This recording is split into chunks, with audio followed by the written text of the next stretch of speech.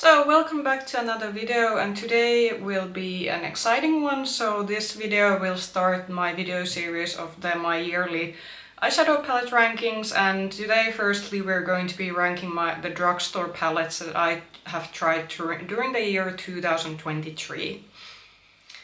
And before we go to the palettes themselves, a few disclaimers. First of all, these are all the palettes that I have tried during this year, so these aren't necessary or haven't necessarily been released this year. I think there are quite a few that have come out this year, but there are also perhaps some palettes that were actually have already come out earlier. Also, I have been decluttering my collection. I think I have decluttered my eyeshadow palette collection 2 times this year. The second time is actually available on my YouTube channel, so you will be able to find it in my declutter playlist series. So if the palette has been decluttered, it obviously isn't included even in this ranking because it means that I didn't like the palette enough to keep it in my collection. But those were the disclaimers, and let's get to the palettes themselves. And I think I altogether have 9 palettes here. You will see the numbers on the screens if the amount is something else, and I decided to start with the drugstore ones because I have the least of drugstore palettes. I'm not a huge fan of drugstore eyeshadow palettes. Also the availability of good drugstore palettes is quite limited where I live in, but there are certainly some drugstore brands that I do enjoy their palettes from, and there are generally other drugstore category products that I like. But the first palette I will be showing is this one. So this is a small Kiko Milano quad I recently bought in my work trip to Brussels, and this is I believe this was Bright Quartet 03. These aren't available, at least in their European website. These were only available in the store. And the first reason why this ranks so low, I will show it, is that basically the pan, this has come off the compact, so I can see that there is some glue on the compact, but it hasn't been enough to hold the pan in it. So the packaging is the first thing why this ranks so ranks so low, so I have to be really careful holding this like this. The second reason why this ranks the lowest for my drugstore's one is that this is very one look palette. So because one of the mattes is actually a matte white or bone color white, you basically have only a one look you are able to do with this. Second, my issue was with the shimmers. So this has 2 of these sort of shimmer shades which do look beautiful, and even finger swatch these look quite alright. And I will be swatched on the back of my arm. They also look quite nice, but unfortunately, and I do have a YouTube shorts or an Instagram reel with this one, the color just doesn't translate as well as it does on swatched on your eyes. So because the sort of shimmer shades, they aren't as impactful on the eye, and I actually apply the shimmers with my fingers, so that usually gets you with the best result with shimmer shades. So because of the sort of broken compact and generally just the fact that this is a very one-trick pony, and also because the shimmers looked much better swatched than they actually apply to the eyes, is the reason why this ranks as my least favorite drugstore palette that I've tried this year. So next palettes, I believe these are 8 and 7, so these are the W7 palettes that I have kept in my collection, and let's go first this one. So this I think is a relatively new W7 palette, so this is the Influence palette, and this is inspired by the Huda Beauty. Oh, I still have the plastic here. Yeah. So this has been inspired by the Huda Beauty. I don't remember the name of the palette, but it was her holiday palette, not this year, but the last year. And generally I think W7 has quite of a good quality for it. However, their mattes are something that do require building up. Also the shimmers, their shimmer formula has definitely gotten better. However, with some of their shimmers I have the issues that they actually almost like crease away during the daytime, no matter what kind of primer I use.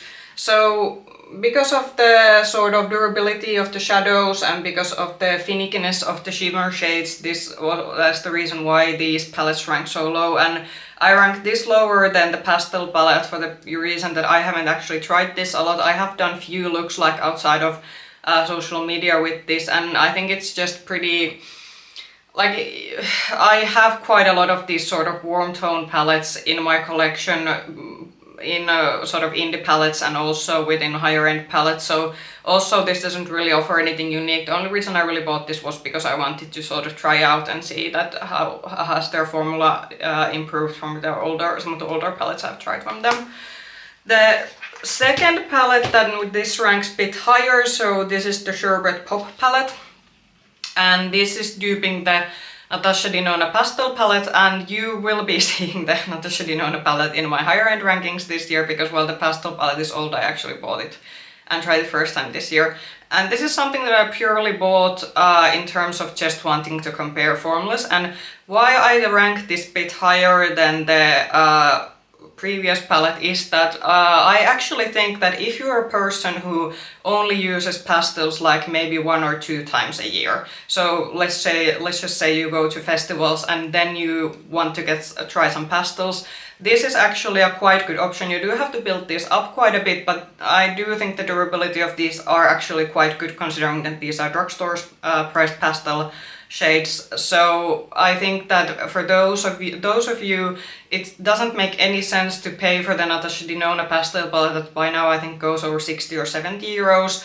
if you only use these kind of shades like once or twice a year. So I think for those of you who only like want to try a little bit of pastels or use them as like accent colors from time to time, I would much rather put your money on this one and don't spend it on the much more expensive pastel palettes. But like I said, the formula does require building up. The shimmers in this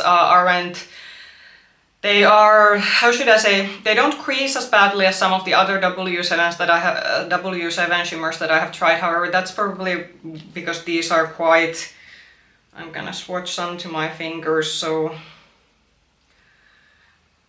these are, I would say, quite satin-like shimmers, so they aren't like super sparkly, and that's probably, I think, why they don't crease perhaps as some of the foily shades, for example, in the Influence palette that I just showed you previously.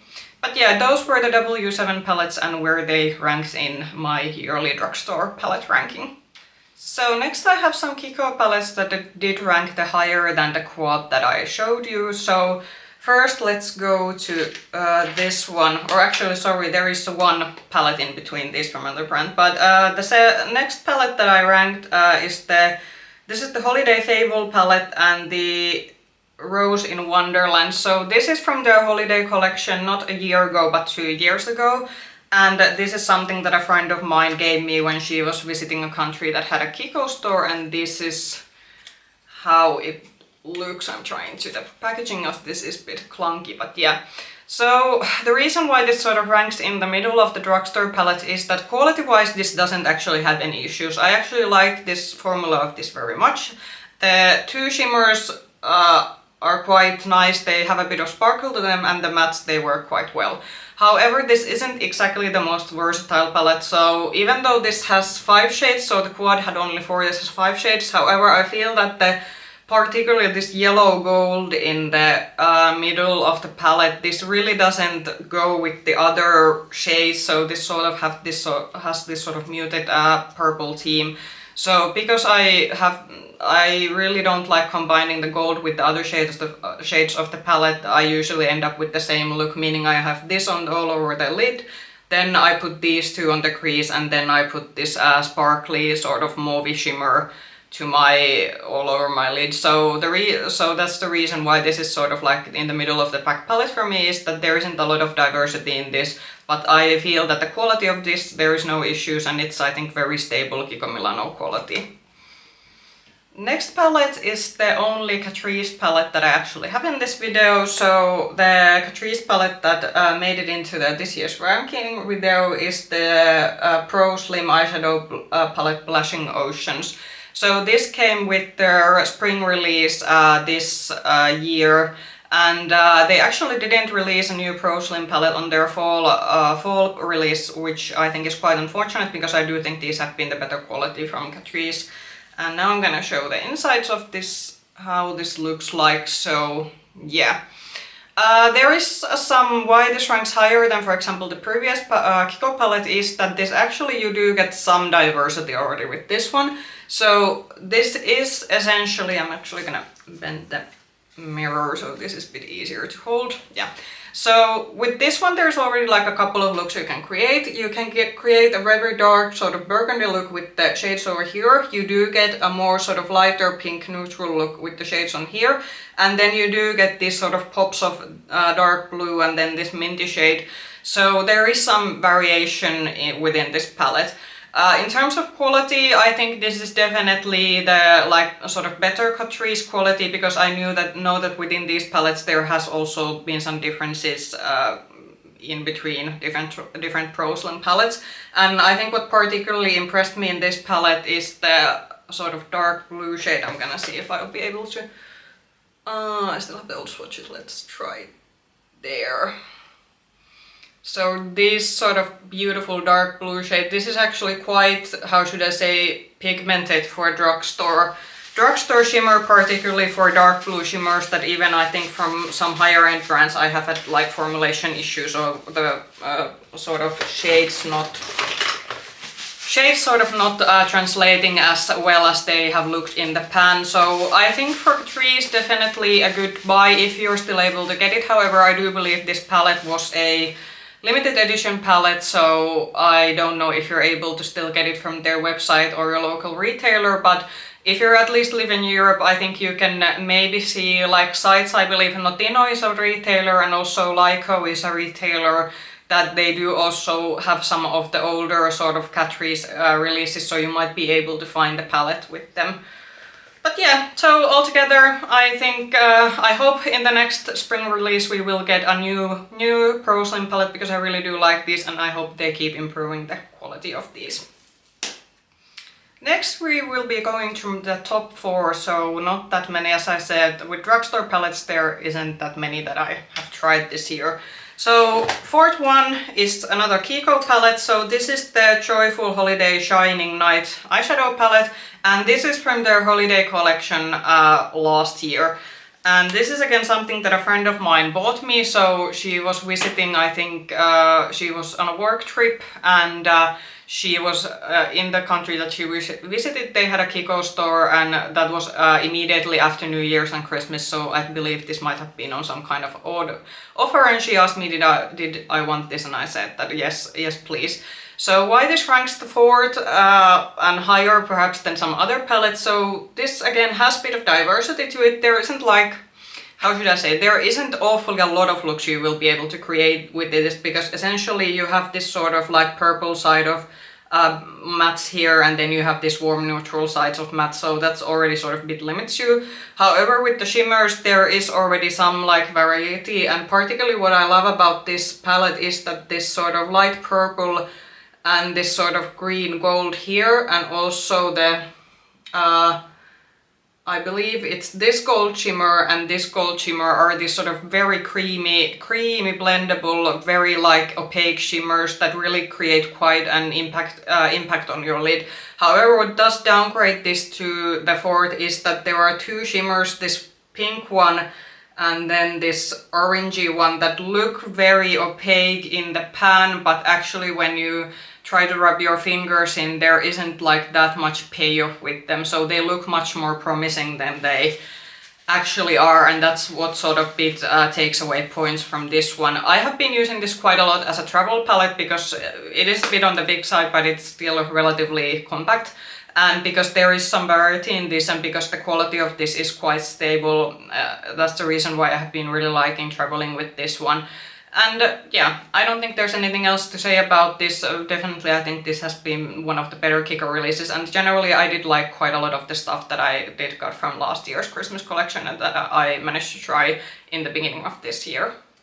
Top 3. So next one is the only ByBeautyBay palette that I have bought and tried for the first time this year. However, this doesn't mean that I haven't been using my ByBeautyBay palettes. However, I haven't actually been buying the new ones really that much lately, and also they have also been sort of in the back burner of my to try pile. But however, this one that's now ranked as 3rd made it to this year's ranking.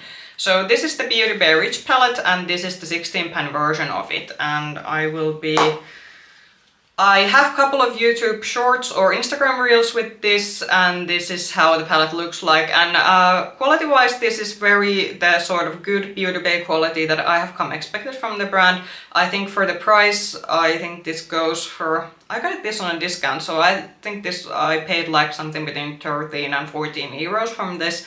So for the price and comparing that you're getting 16 shades, all very beautiful, very blendable, workable mattes that you are able to build, I think you just can't beat the price versus quality. Also, what I like about this one is that it has these very sort of sparkly shiny shimmers that I will be showing you. So those are very, very beautiful and very impactful on your lids. The only reason why this sort of ended up on a third is that for me this is a very one-trick pony. So even this has 16 shades in it, I felt that I had this on my 2-week rotation and I did use it relatively often during that 2-week time. And I felt that after a couple of times my look started looking quite same, and I'm quite happy that I didn't get the 42 pan version of this, because if with 16 shadows I feel that I get the similar result, I think the 42 pan, that also would not have offered too much more value in terms of the diversity. However, if you're looking for a good red burgundy palette option at an affordable price and ByBeautyBay is a place that ships to you, then I would definitely recommend this, and I can guarantee that this is the good ByBeautyBay quality. And now for the second palette, and this is not here because it's relatively new, but this is here because I think it deserves to be.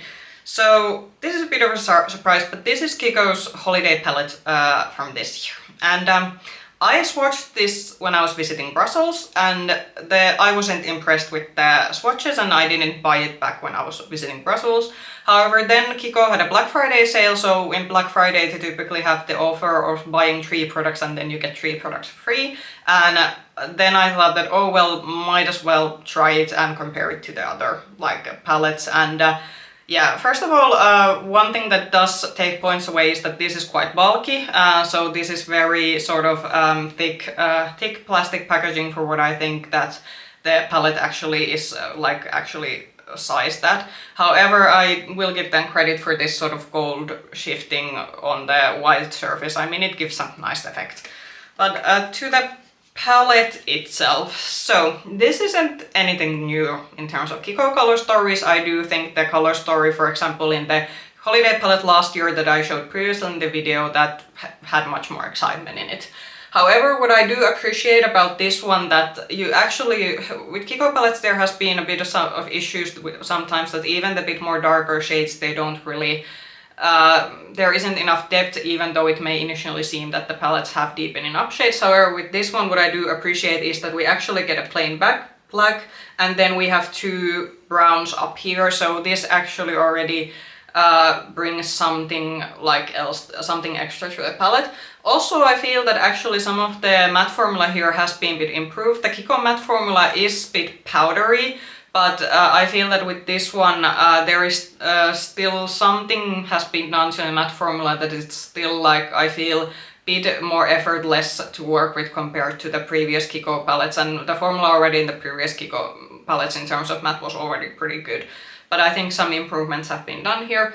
I also do like the shimmers in this one. So I think shimmer formula, because like I showed in the previous holiday palettes, there were some of these creamy shimmers, but then some of the shimmers, even though they looked very opaque in the pan, were actually very sheer and more toppery-like.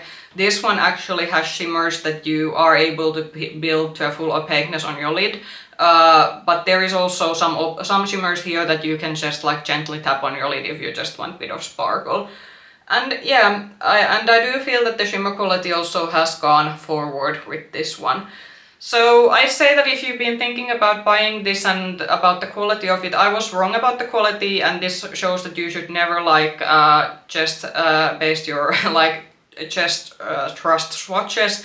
It could be that tester palette I was watching in the store in Brussels was so used up already that they were hard pan, and it didn't really display actually the full potential that the palette has. Because now that I have been using this and I'm actually wearing this now in this video with this palette, I actually do say that there are no quality issues with this one. So yeah, it's a pretty pretty average color story, but if you like Kiko's quality, and particularly now that I think Christmas will be, once like Christmas season is over, you will be able to grab this on sale, and if you like the color story and Kiko is easily available to you, I would highly recommend this one.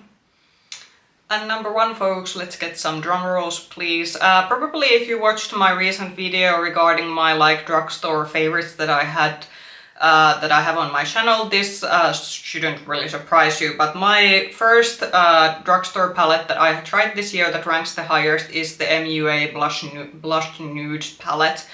And this, I think, is like the best thing in terms of value and just in terms of quality that I have tried from a drugstore in a really long time. So the packaging is like the only thing that I will give this like some minus points of, because this is like really cheap and something that I do have to like watch out a little bit how I store this so that it doesn't break. However, in the same time, this is very slim packaging, so I have been able to, for example, travel with this. But just if we forget the like the very cheap packaging, the quality of this is just something.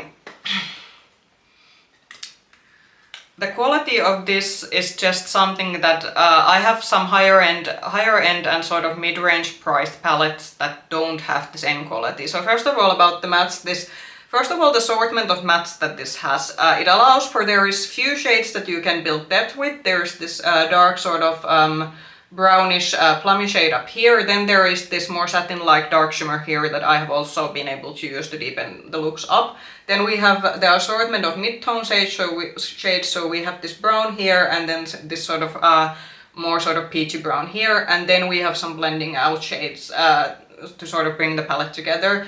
And what particularly, as I said already in the drugstore, sort of drugstore favorites video that I have, what particularly impresses me is the shimmers in this sort of shimmer quality. Like, I have higher end palettes that have worse shimmer quality than this one. These are they glide so easily, they are so sparkly, they are a bit more foilier shimmers, and I definitely think that to get the full impact of them you do have to use fingers. So if you're a person who likes to use brushes, then the shimmers aren't for you, but if you don't mind using fingers on your shimmers, the looks you will get, the sort of shine you will get out of these is just amazing.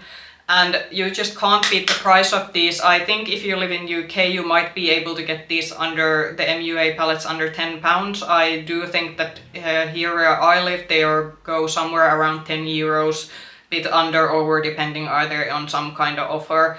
And they do have quite a few palettes. I think they have 4 palettes altogether, or 2 other palettes in the big format, and then they also have 5-pan palettes of these. So if you want to try the formula in a smaller palette format, then there are also 5-pan options. But yeah, I definitely say that I was a bit surprised myself at how impressed I was with this one. And if this is a brand that's easily available to you and you're looking for some good affordable drugstore options, then I would definitely try the MUA plastic palettes. The palettes in the cardboard packaging I haven't tried, but I have understood that the quality of those there's a bit variation in them. So I would definitely go to these plastic ones if I am looking for a good drugstore palette option. So those were my drugstore palette rankings this year. Comment down below what have been your favorite drugstore priced palettes that you have been trying and that are available to you. Or have you been enjoying perhaps more of indie palettes or more higher end palettes? So I will be doing, after this video, there will be coming a palette ranking with my higher end palettes, and then there will be coming a ranking from the indie palettes that I tried this year. The indie palette video is going to be the longest because when I listed all the indie palettes that I tried during this year, it's like the list is quite much longer than the higher end and drugstore one. And then I will do at the end a sort of my top 10 palette ranking from all the eyeshadow palettes that I tried. I am not going to be ranking all of my palettes in one single video. I thought about it, however I concluded that filming, and it was already hard when I had to put the like different category palettes into sort of an Excel and start sorting them out and sort of like already comparing the drugstore ones with each other and then the indie brands with each other and then the higher-end ones with each other. So that was already quite a bit of work, so I decided that I will do then just the one conclusive top 10 from all the palettes as this sort of last cohesive palette video. I will also be doing an additional video just showcasing my like other than sort of eyeshadow palettes. So eyeshadow palettes are a thing that I like the most. However, I am planning to do a favorites video of stuff excluding eyeshadow palette. There wasn't that lot because I did notice that even though I've been buying also a lot of other makeup products, there wasn't that many sort of products that still like wowed me enough to put them into a yearly favorites video, so yeah. But anyway, if you like this video, I'd really much hope that you will be subscribing to my channel, press the like button if you liked the video, and also push the bell button if you want to get notifications from my other videos. And also you can follow me on Instagram, you will find me there with the nickname Makeup Hedgehog, just like on YouTube. And I hope I will be seeing you in another video very soon. Bye bye!